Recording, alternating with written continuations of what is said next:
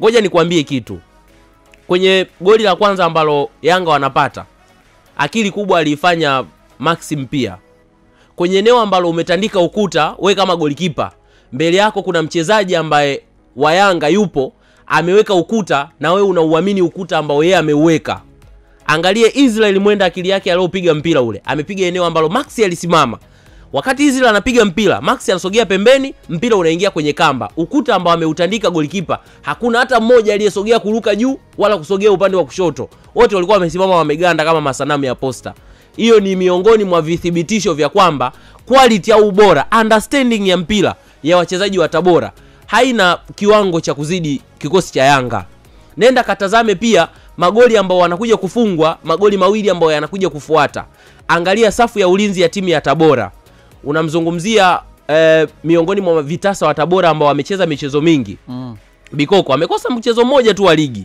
Ni miongoni mwa wachezaji ambao wamecheza kwa muda mrefu wakiwa na kikosi cha Tabora. Amefunga magoli karibia mawili kama sikosei kwenye ligi mpaka hivi sasa. Ni miongoni mwa wachezaji ambao wana quality nzuri, lakini kawatazame namna ambavyo wanaweza wakamanage safu ya ushambuliaji ya timu pinzani. Namna ambavyo wanatengeneza muundo wa kiudhibiti ama ya kiulinzi. Alivyotoka Nelson Omba kwenye eneo la katikati la kiungo. Angalia wachezaji walioingia kipindi cha pili. Hakuna mchezaji ambaye alikuwa anafika miguuni kwa Yanga, hakuna mchezaji aliyekuwa anasaidia kupushi timu. Na ndio maana jana nilizungumza ya kwamba inawezekana Tabora wanajisifu kwamba waliifunga Yanga, lakini kuna situation mbili ambazo zilitokea. Waliifunga Yanga ambayo ilikuwa na matatizo mengi nje ya uwanja, na walikuwa na wachezaji ambao walikuwa wanatafuta kitu waende kwenye daraja jingine. Mechi ambayo ilipita, miongoni mwa wachezaji ambao walifanya kazi kubwa, alikuwepo Yakuba Sonye, si ndio? Alikuwepo Ofen Chikola, alikuwepo Morris Chuku, alikuwepo Masalanga golikipa. Ukiangalia hizo sehemu tatu ni miongoni mwa sehemu ambazo zilitoa mchango mkubwa kwenye Yanga kupata matokeo.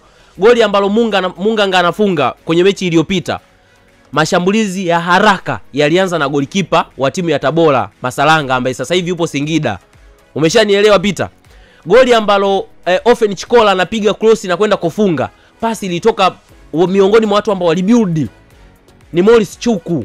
Uharaka wa kupiga pasi kutoka kwenye eneo moja kwenda eneo jingine, hilo ndio ambalo tunalizungumza hivi sasa. Akili ya mchezaji, understanding yake ya kuelewa mpira ni kubwa, na ndio maana Morris Chuku baada ya pale amerudishwa Singida. Ni miongoni mwa wachezaji ambao wana uwezo mzuri wa kucheza mpira, sio mchezaji wa kucheza kwenye timu ya daraja la chini.